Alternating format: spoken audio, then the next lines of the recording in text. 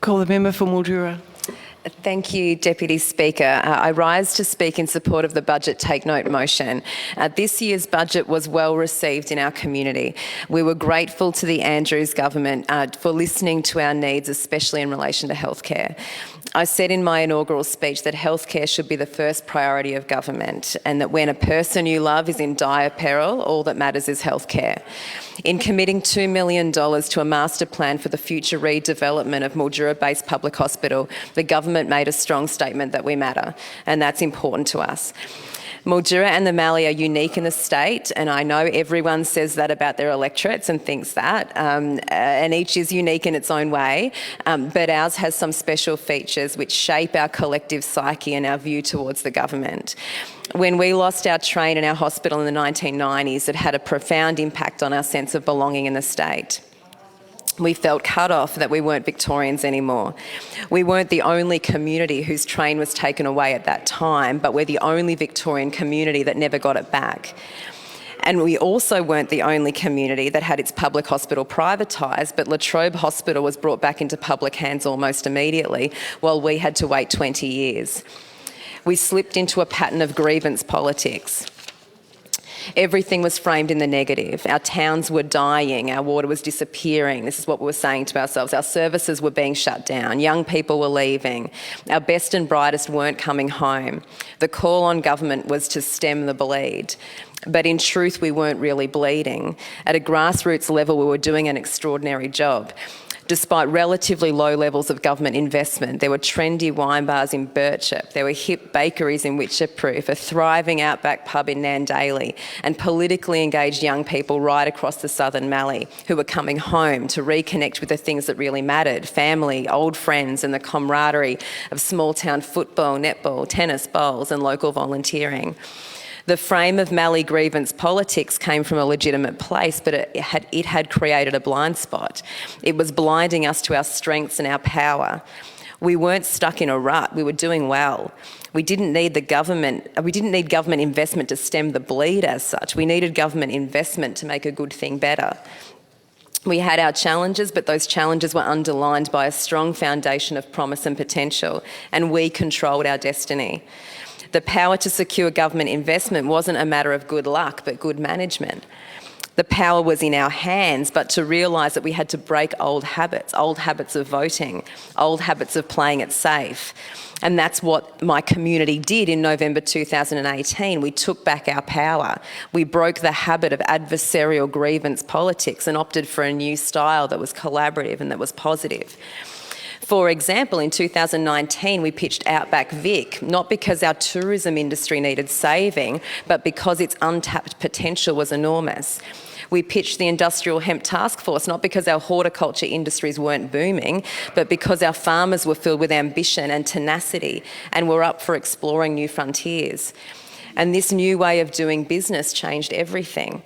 Across 3 budgets, we've secured more than $240 million of investment. The sum of this year's budget wasn't quite as big as last year's, but it was perhaps more significant because it laid the foundations for the biggest infrastructure project in a generation. A new Mildura Base Public Hospital built to a world-class standard would be a life changer, not just for the people of Sunraysia, but for the whole Mallee region. The full capital funding is not yet in the bank, but the $2 million for the master plan is the critical precursor to securing it. And if we've learnt one thing from the wins of this term so far, it's that we should dare to dream. A brand new Mildura Base Hospital would generate hundreds of jobs in the construction phase, be a major recruitment drawcard for talented medical professionals around the state, the country and the world, and deliver a much improved patient experience. For example, with a bigger and better A&E department, finally with an adequate number of beds. This would be built, if we were to realise it, on the most hard-fought win of the term to date, the return of our hospital to public hands. A win that has prompted a boom in recruitment, staff morale, and a new management approach to patients, treating all feedback as an opportunity for improvement rather than a PR problem to be dismissed or swept under the carpet. But the hospital master plan wasn't the only highlight of this budget. The town of Arimple was thrilled to hear it will be getting a new fire station. The tiny outback towns of Yarpeet and Underbull were excited to be getting money to upgrade their little schools.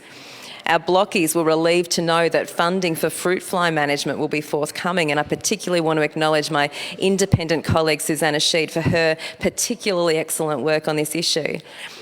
But amid the excitement, there was also disappointment. And I want to say to those amazing stakeholders in my community who have worked with me since 2018, patiently and tirelessly, but whose projects missed out this time, that we will keep fighting.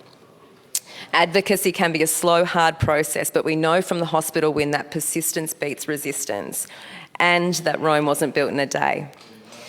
Some of those projects deserve a special mention, though this list is by no means exhaustive.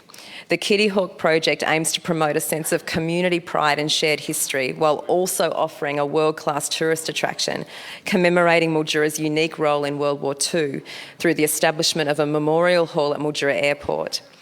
Since my 2018 campaign, I've been working closely with the team of Mildura 2 OTU Heritage Inc., particularly Anthony Kosh and Sean Morgan.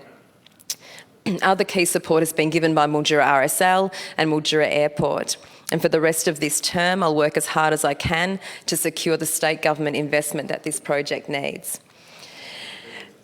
The Mildura Drug and Alcohol Rehab Centre is far from a luxury item. It's a necessity. It was identified in the most recent report by Infrastructure Victoria. The need is established. We don't need to talk anymore about the need.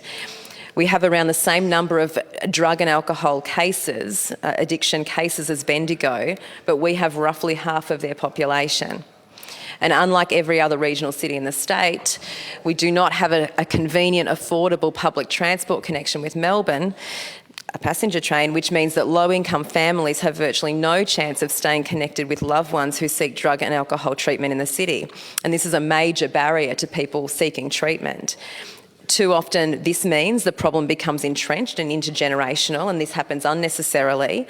And I will continue to work constructively with the government to secure the funding needed for this very critical service. The Sunny Tafe Smart Farm is another facility that is inspiring. It aims to help fill the urgent skills shortages of our agriculture and horticulture sectors. A lack of qualified farm workers is the single biggest impediment to the growth and efficiency of local farms, and Sunny Tafe's work in this field has been exceptional. But their facilities fall well below what local students and teachers deserve. And it has been a pleasure to work with the Sunny Tafe board and senior leaders, including CEO Jeff D, on this worthy project, and that work will continue. Mildura West Primary School is an outstanding example of modern teaching and learning.